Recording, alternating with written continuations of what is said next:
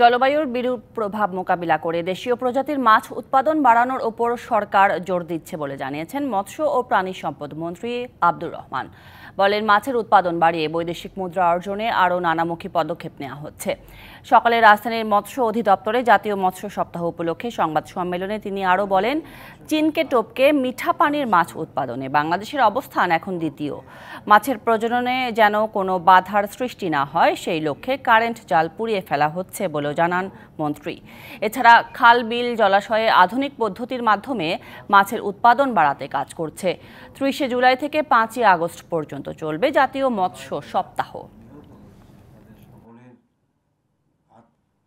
এই অভয়াশ্রমগুলো গড়ে তোলবার জন্য আমাদের একটা প্রকল্পই হাতে নেওয়া হয়েছে।